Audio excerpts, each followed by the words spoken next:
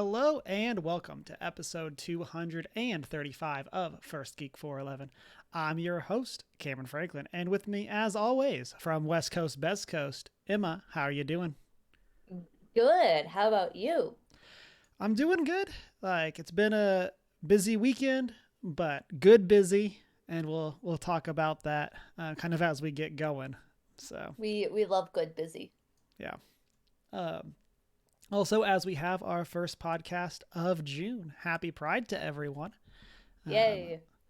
and I know one of the things I was up to this weekend is I went downtown, and apparently there was like a big Pride event. I did not know, Hey. but there was a bunch of people on the train, and I was like, oh, All good decked for them. out in their Yeah, rainbows. everybody was like, it looked like they were having a good time. It just like it worked out that when I was going there and coming back happened to be, I guess, be when the event was, and so There you go. I got to spend some time on the train with a bunch of people, so that was great. This week, we're going to catch up on what we've been up to.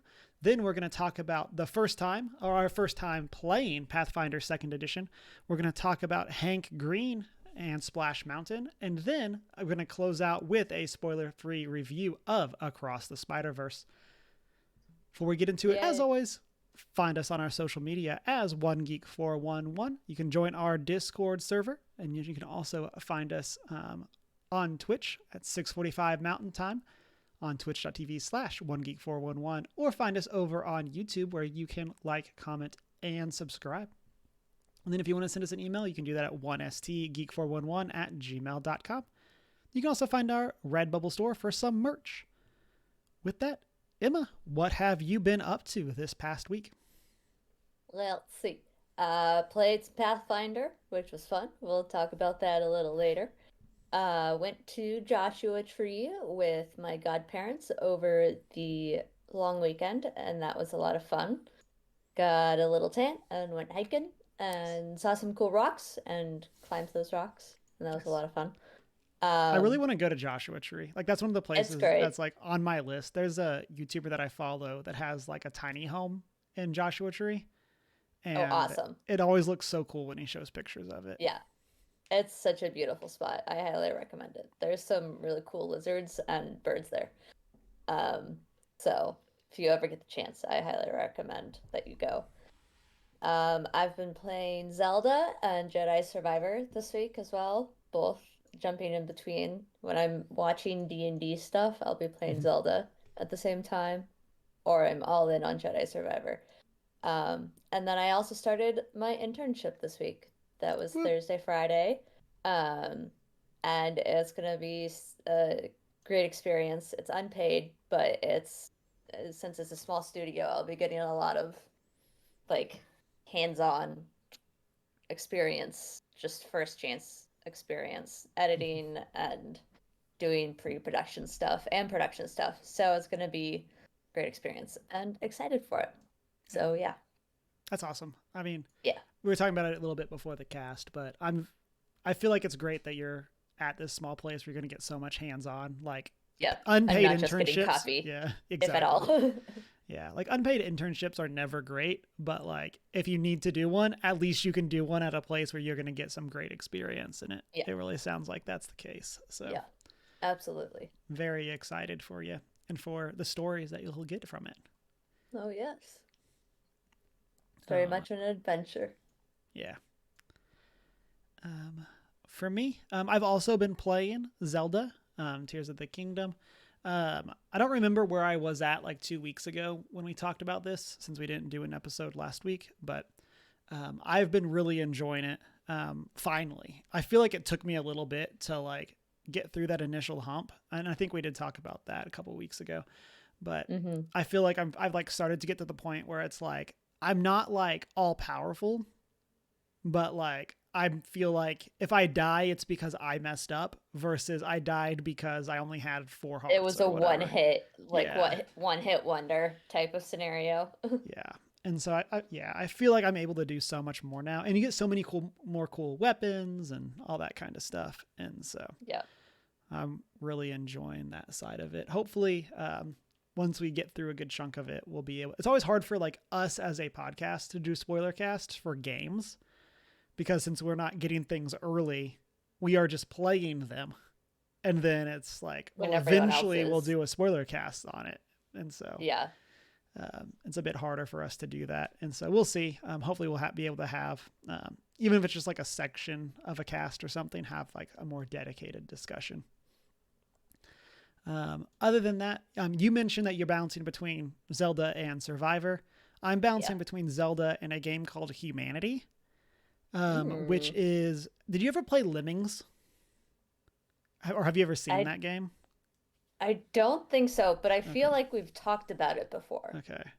And this might have been something, I don't remember if I was playing it 2 weeks ago. This game was included with PlayStation Plus Extra. So if you have that, you have access to this game. And it's a puzzle game where you're basically like leading people. And it's kind of like, are you leading them through heaven, like through like purgatory into heaven? Like where exactly are you leading them? Is kind of like left vague, at least where I'm at in the story. But it's a puzzle game where you're trying to like solve, and like you have to have them push blocks. You have to have them like get across gaps and jump and do all this stuff to try to get them to the end. And then every level has what's called a Goldie, which has at least one, which basically looks like the Oscar trophy. And it's supposed to be like all that people hold dear is like represented as the Goldie. And so there's finishing the level, and then there's also collecting the Goldie. Oh, that's cool. And so it's been pretty fun. Some of the levels are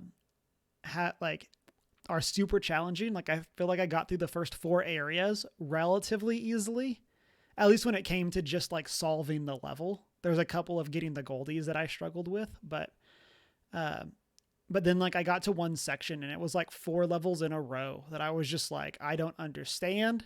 I don't get this. Like, and it's still a lot of fun. And I'm like, I think I'm probably in like the second half of the game, if not like the last third, but I'm really enjoying it. Definitely recommend it if you like puzzle games. And then it's called Lemmings. This one is called Humanity. Oh, okay. It's similar. It's very similar to Lemmings. If people that kind of has that same idea, where in Lemmings you have these people that you can't directly control, and you're like trying to lead them around, and so it's almost like the modern take on that. So it's very cool. Has a very good soundtrack. Like it's very like a chill soundtrack, but it's like it feels so good, especially because you're listening to it a lot because you're trying to solve these puzzles. But and then this weekend was tabletop RPG weekend.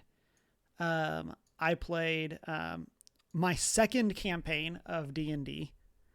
We had a smaller group, but we went and did like a side quest and kind of introduced them to a lot of what's going on in the world.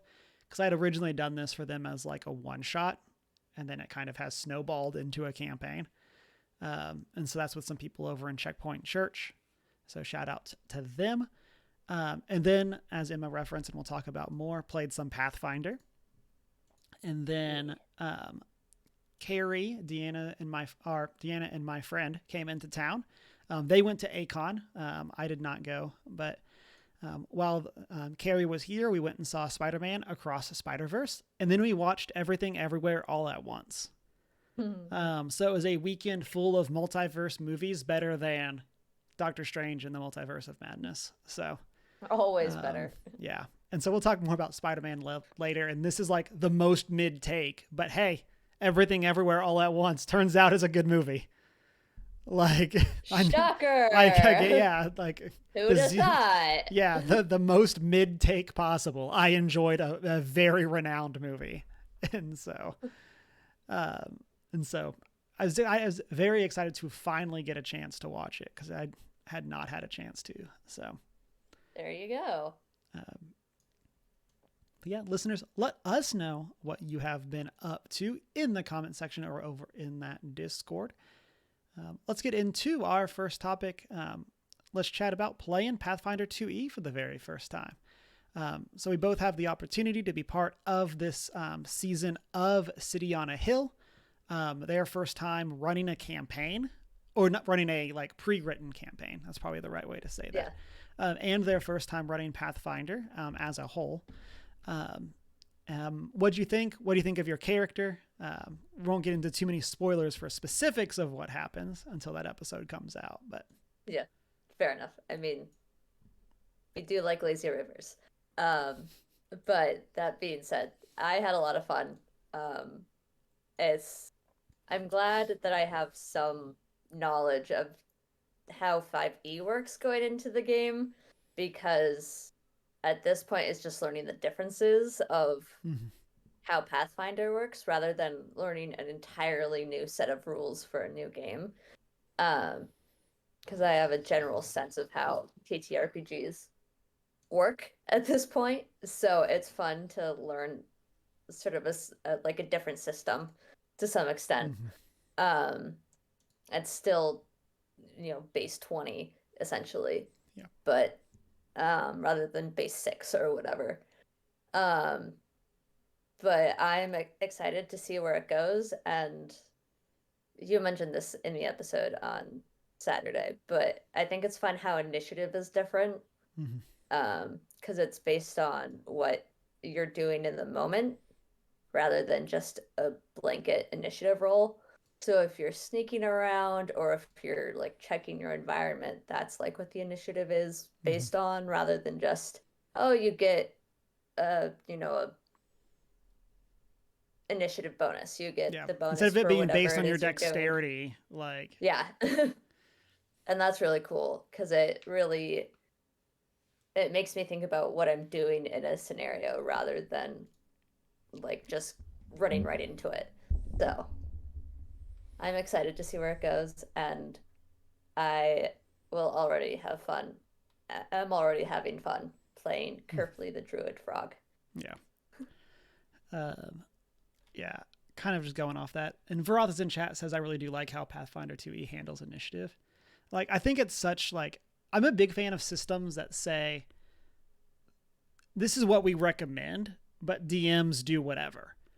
Yeah, And so like in Pathfinder, in general, your perception check is going to be your initiative.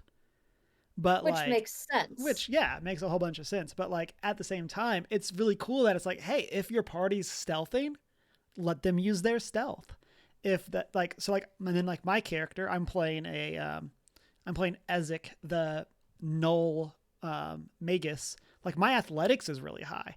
Like there's gonna be situations where like I'm gonna argue for like, hey, my character is like sprinting into this fight. Like let me use my athletics as my initiative.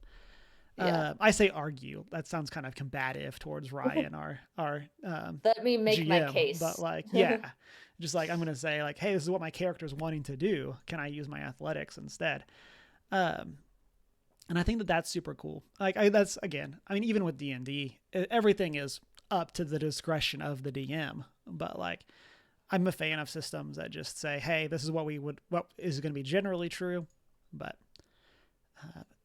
and then we did have some combat. What did you think of the 3 action system as another one of the differences between D&D and Pathfinder?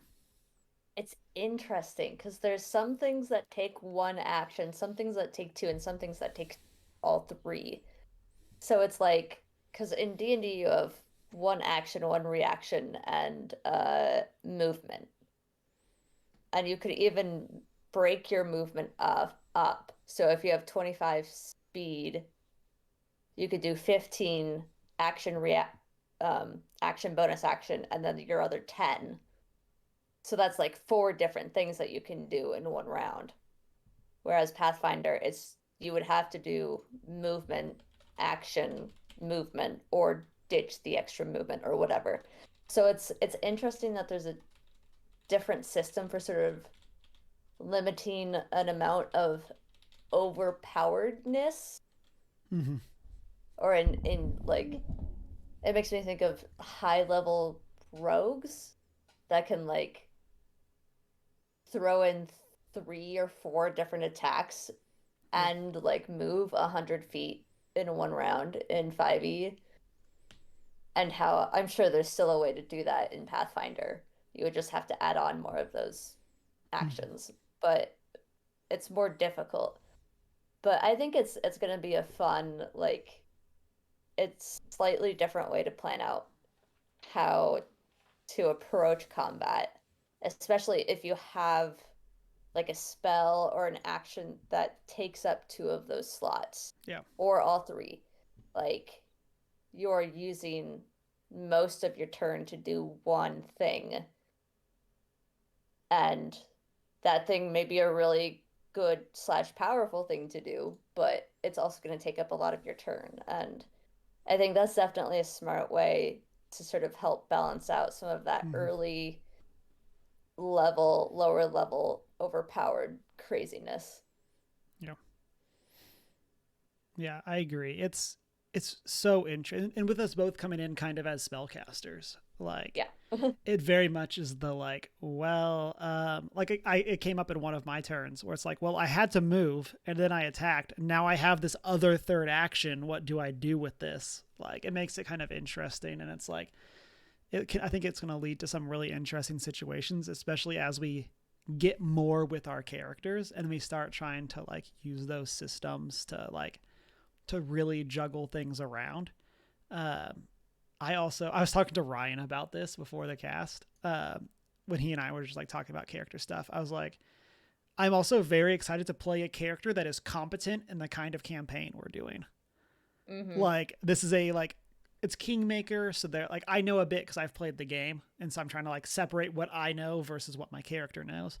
But Mm-hmm. like when I built Shakar for our campaign, I did not anticipate that it was going to be as political as it was.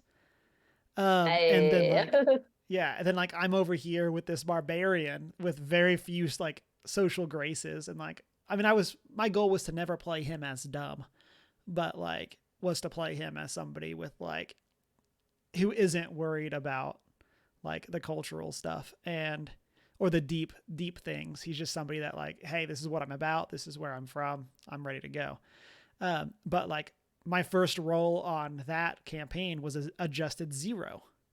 yeah. And it's like, yeah, it's like this is like our like starting point. Like Shakar was not built for this. That was just like a sign of things to No, come.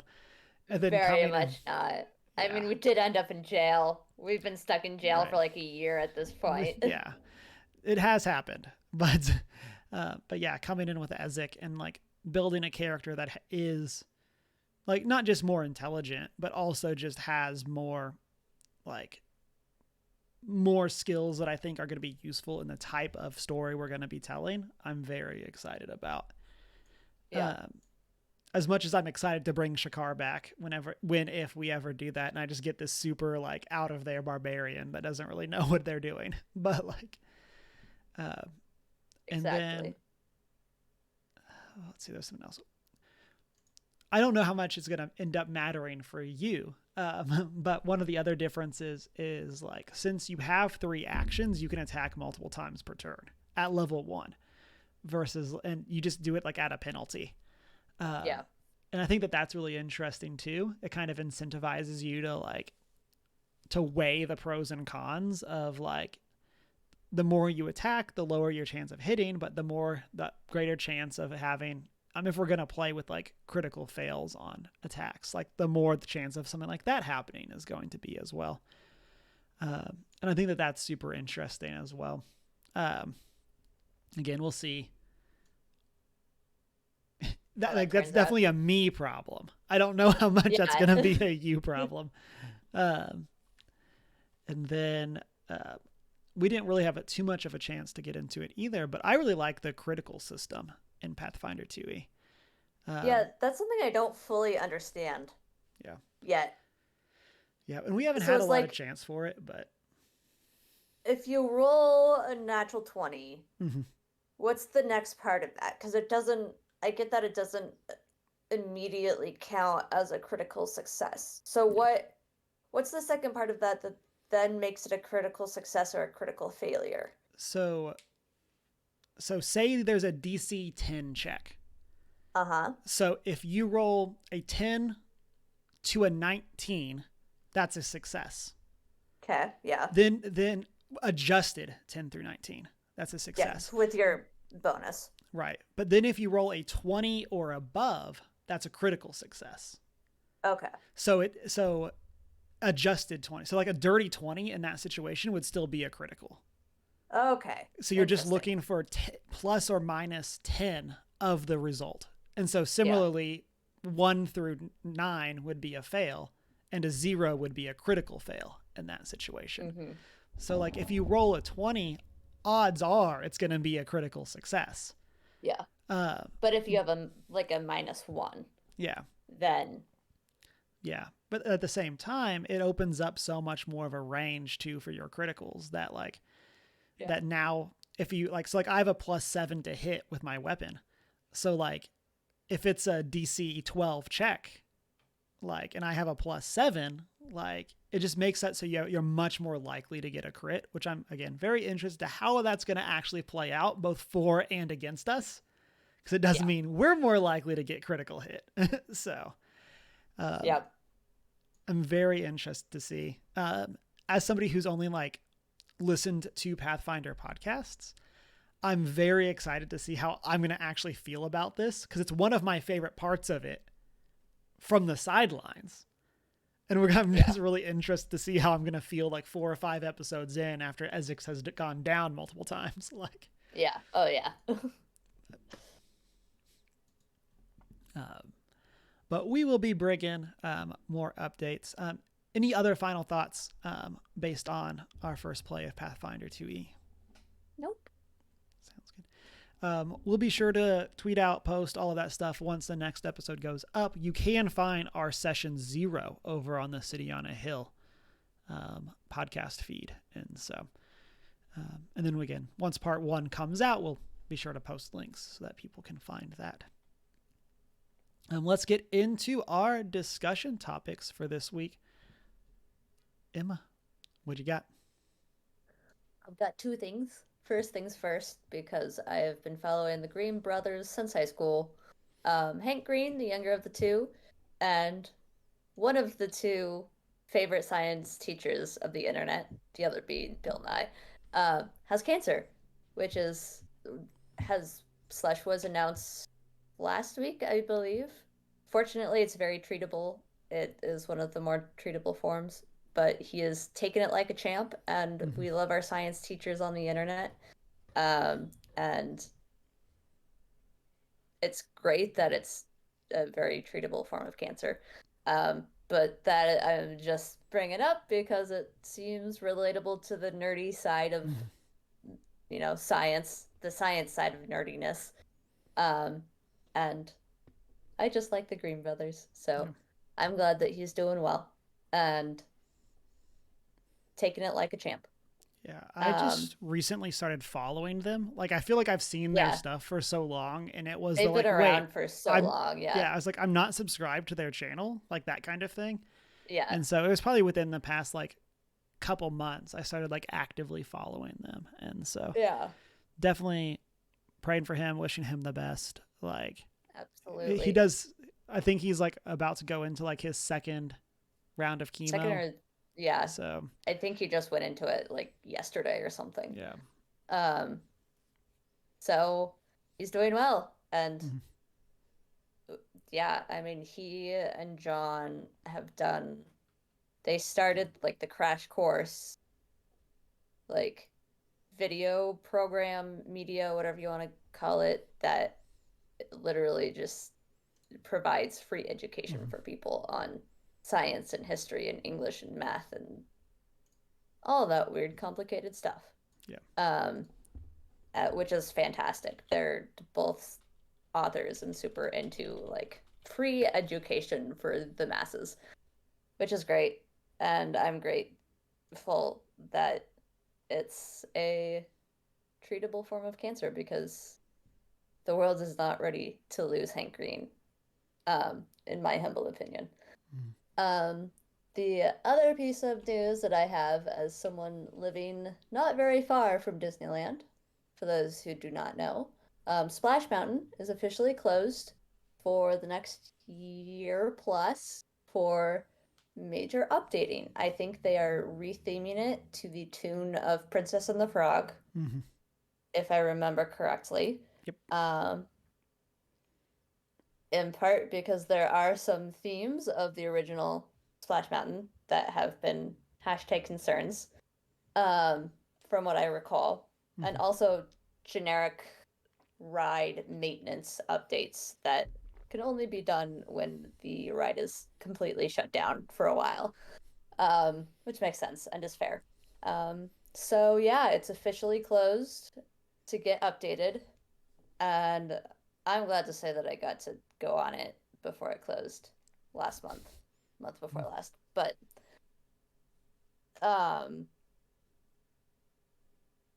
do you have any special memories attached to Splash Mountain or So I don't like doing water rides if I'm not at a water park. interesting? Yeah, and so like that, it's definitely been an issue here in Texas during the summer. But it's like I feel like if I'm not like in a swimsuit, I don't like to do water rides, because then you just get so like moist is the wrong word, but like I feel like people's dislike Damp. of that word describes how I feel with Damp. it. Damn, that's a better word. And it's just like even here in Texas, it's like, oh, you're mostly dry 5 minutes later, but then at the same time, you're not for the next hour. Like, Yeah. and so yeah, I've never been like a fan of. Again, I like water parks, but I'm also not a huge swimmer, so like that contributes as well. But like I'm happy to see them changing it. I'm happy that it's going to be, I think it's Tiana's River Journey or something is the name. And so I'm excited to see them update. I'm excited to see them, even if the original movie wasn't problematic for its themes. Like I'm Mm-hmm. excited to see them bringing in a lot more of their inclusion that they've had in their more recent movies, and getting to have like a character like Tiana front and center on a ride, I think is going to be really cool. I'm planning to ride it next time that I go when it's open, whenever that may be. But I'm going to break my no water ride rule. But Whenever that ends up happening. yeah, we'll figure something out with. That's kind of where. Yeah, exactly. But We will 100% figure something out, which will be September for you guys. yeah, Rumor has it. yeah. And we'll see. I assume that one won't be open yet, but No, it won't. we'll figure something out. But um, when we went as a family when I was little, that was the only photo we got from the rides. Like, because they do the photos for a lot of the rides. That mm-hmm. the Splash Mountain photo was the only one we bought and took home with us. Yep. So And that's such a just classic one. it's Like, such a classic one, and whatever our reactions were in the photos is just great. It terrified me very briefly. So like, little 5-year-old me, 6-year-old me had this, face of look of horror on my face.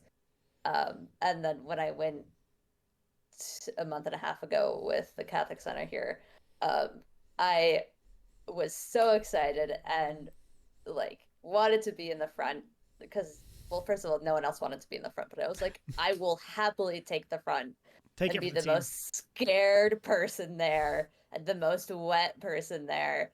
And then in the photo afterwards, I've got my hands up with like the biggest smile on my face of just like, this is the best. So I love the water rides, and especially here in California where it's like warm. I mean, I like getting wet, so Yeah. I think it's fun. But yeah, so I'm glad it was there for the time it was and that a lot of people got to experience it. Mm-hmm. So, but it's also good that they are making their adjustments Yep. and updating things as the world evolves. Mm-hmm.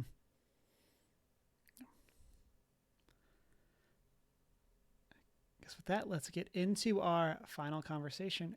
I had a Pathfinder image to put up while we talked about that and then completely forgot it. So just calling that out now as I switched to the Miles Morales Spider Verse. Um, so, as I mentioned at the top, spoiler free review. I'm going to do my best to not get into any sort of specifics. I'll probably talk about stuff that has been in trailers. But in general, I don't want to spoil too much of the actual story for people since it just came out, and so Yeah. definitely don't want to do or give any of that away. And so, and then did I close it? I had an article on it that I wanted to share. And so I do not see it. Give me 1 second to find that again. I had something on like initial box office. There we go. So Spider-Man Across the Spider-Verse gets a massive $120.5 million at the initial opening. And so it more than tripled the debut of the 2018 animated original. Nice. And then has become the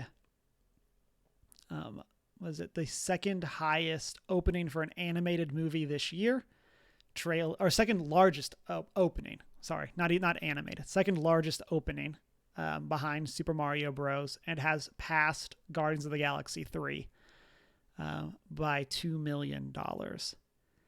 And so very excited for that. Very excited for all that is going on with this movie. Apparently it's $100 million animated movie. And so very excited that they were able to get their return on that investment. Yeah. And hopefully it will inspire more detailed animation in the future. That's not just your basic 3D stuff. But more like experimental and explorative forms. Mm-hmm. Yeah. And so as someone that Into the Spider-Verse is one of my favorite movies of all time. I don't want to say my favorite off the top of my head, but it is one of my favorite movies of all time. I went into this with high expectations. I was very hopeful. I love the characterizations that we got in the previous one. And again, holding that as one of my favorite movies of all time, I went into this with a lot of that expectation. And I'll say overall, I loved this. I thought it was an awesome movie. I really enjoyed it. I'll say one of the big differences is that we are getting Beyond the Spider-Verse in March. So about 9 months from now, we're getting which is wild. Right. It's crazy that we're getting it that quickly. And I think that, again, I'm trying not to be spoilery. This movie and Across the Spider-Verse and Beyond the Spider-Verse, I think are much more part 1 and part 2 than people thought. I say having not, obviously Beyond the Spider-Verse isn't out to confirm that, but interesting. This feels much. I mean, it's a long movie. I think it's the second longest animated movie ever. And what this would really the first be? Oh, it's. I was looking it up because we were talking about it in a random Discord. It's I want to say it's based on an anime. See, that would make sense. Yeah, it might be the Evangelion movie. I don't remember. I had looked it up, but I don't remember. But it really feels like these are part 1 and part 2, almost like TV episodes.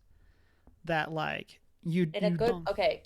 Is this all in a good way or a bad way? So I'll say, based on where we've got so far, I'll say in a good way. Okay. I think that if Beyond the Spider-Verse does come out in 9 months, like it's supposed to, I think that we're in good shape.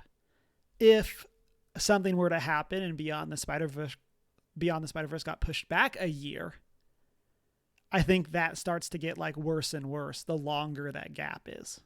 Man, I feel that whole post team, whoever's working on that, is working. Either they have 2 separate teams working, one working on this one that just came out and one working on the one that comes out in 9 months, or it's one team or 1.5 teams that are working their butts off overtime. and just have so much on their plate, Yeah. I don't know. Like, I feel especially with like, that art style. yeah, I I can't wait for the breakdowns to come out for it, because Yeah, there's so much of like, and I mean, you referenced this earlier, like Into the Spider-Verse is not just a great movie from like a storytelling perspective, but the amount that like the animation tells the story, that the like, effort they put into it. yeah, that like if It's you're not dumb, just your basic Disney exact, formula. yeah, and it's like if you're dumb like me, like you don't, like dumb in the sense of like I don't understand film, Yeah. like it's so crazy how like the little things that they do communicate their story without you realizing that's what they're doing. Like See, Peter I love and those movies for yeah, that. and Like, I love that too. I just have to be like, oh, that's why it felt this way. yeah, Like for example, them animating Peter B. Parker versus Miles on different frames, yeah, like that indicating that like again that like Miles is out of sync with what it means to be Spider. Like that is so cool and it's such a great like storytelling medium that like you watch the movie and you get it. But like at least if you're someone like me, like I didn't understand that that's why it felt that way. they And like use the technology exactly. to their advantage. Exactly. And so I'm so It's happy great. for those, whatever those breakdowns are going to be for this movie. I am so excited I want to see all what they of their are. specs, honestly. I haven't Yeah. seen the second movie yet, and I want all of the information for like frame rates Yeah. and color grading and all of that. Yeah. Um, so I made the joke at the top of the show about watching this and Everything Everywhere All at Once and it being the weekend of multiverse movies that were better than Doctor Strange. Um, and one of the things that I think they did so well is that we got to see a bunch of different universes in this, and they all felt distinct. Like, whether There that, you go. yeah, like whether it was like literally a different art style.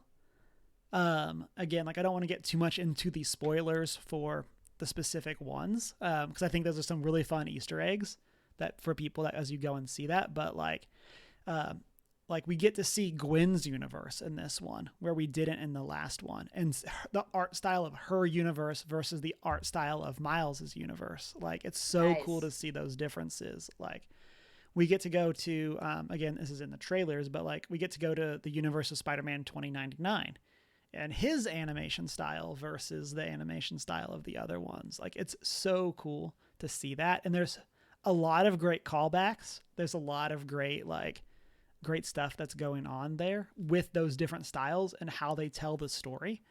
I will say, I feel like every scene of Gwen's universe is like a painting I would want to hang up on my wall.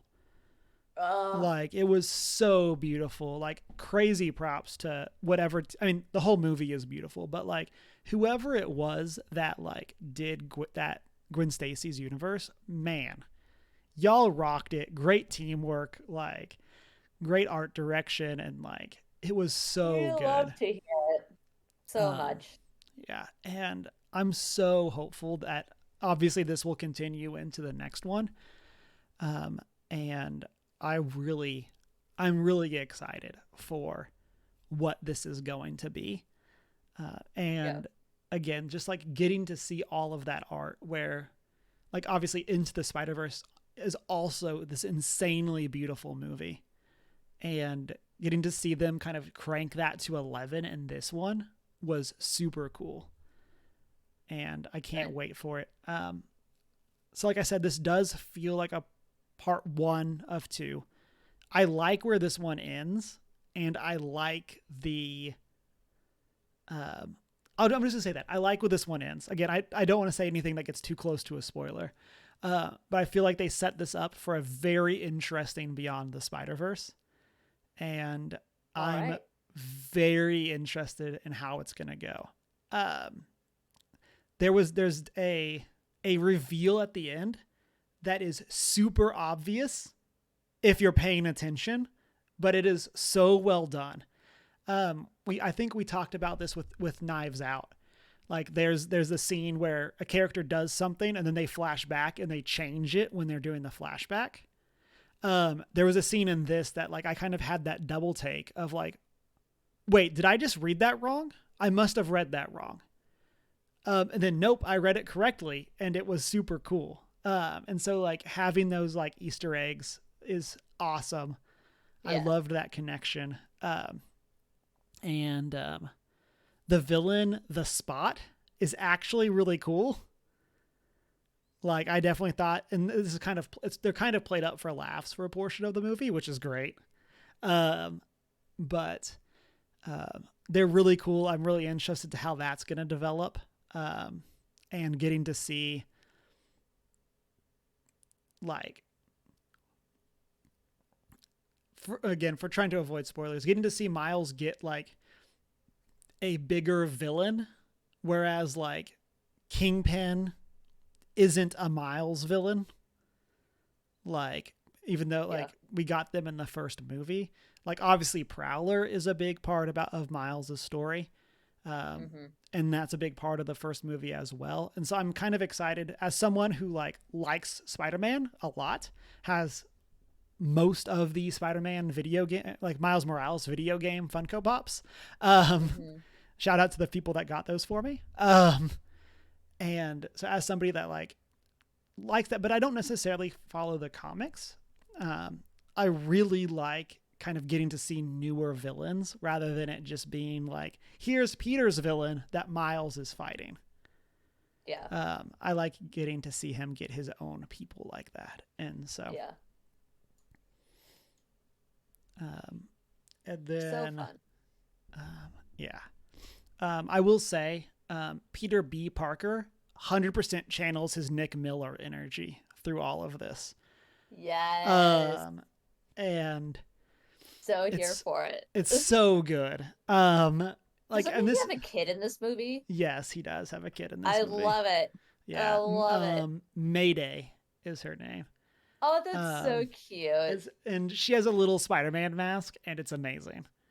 There's a scene with her that I very much kind of put in the camp of the Shazam, and I've referenced this scene before, but where Billy and Shazam is like, say my name, and all the other kids say Billy instead of Shazam.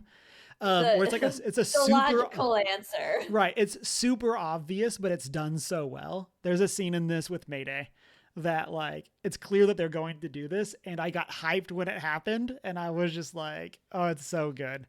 I love it. And, yeah, I don't want to go too much in theaters because of the art style and the animation style. 100% recommend. I will say, I don't know if this is going to be fixed, if this is something that's like theater to theater. I have heard or seen online from a lot of places that there are some theaters that are having like mixing issues with the movie. Interesting. And it's making it very hard to hear specific characters. And ours was pretty good, but I will say that I definitely am excited to get it and watch it with subtitles on. Sound team must have been on a super major time crunch. Yeah. And so like, again, I don't know if that's theater issues. I don't know if that's a movie issue. I don't really know, but like I have seen that online. So just as a be aware for you, if you're able to make it / other people. I didn't think it was that bad. DCP delivery issue. Yeah. So again, I don't know the specifics, but just as a call out, that is something that I have heard. Interesting. And so I overall thought it was fine. Didn't really notice it, but there was one character in specific. There was a Spider-Man that I felt was kind of hard to understand. And I'm not sure if that was mixing, if that was like their lines just being harder to understand.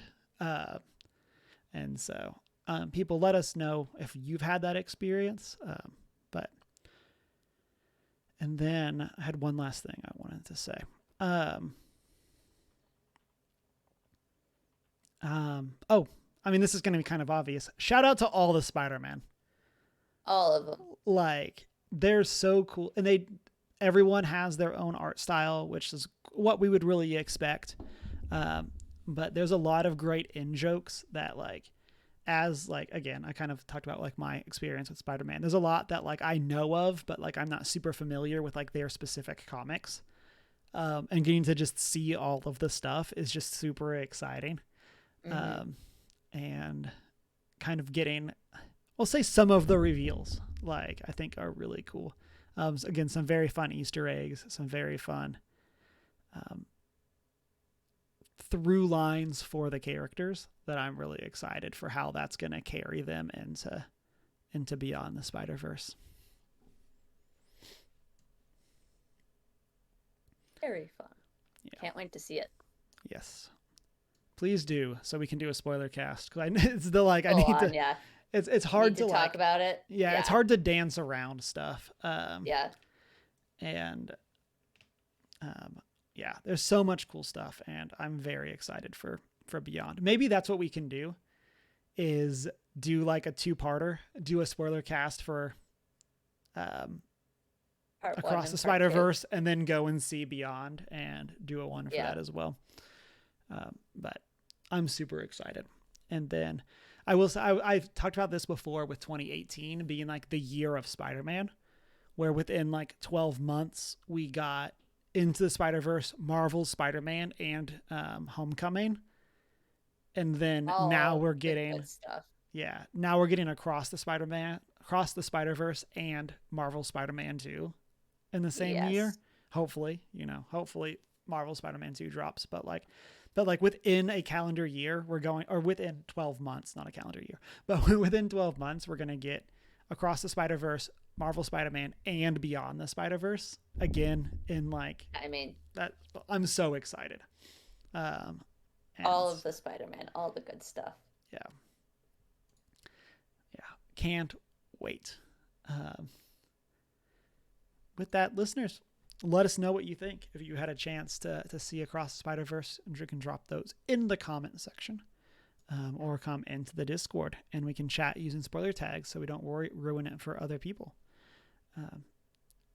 Some announcements. Next Monday, June 12th, we are going to be doing our book club.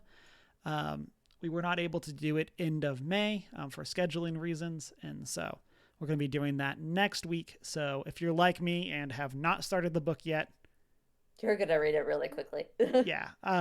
It's a pretty quick read. Yeah. And so go ahead and get into that. We'll make sure that gets posted around, and people know that that's what we're doing. But we will be back doing that and chatting. Yay!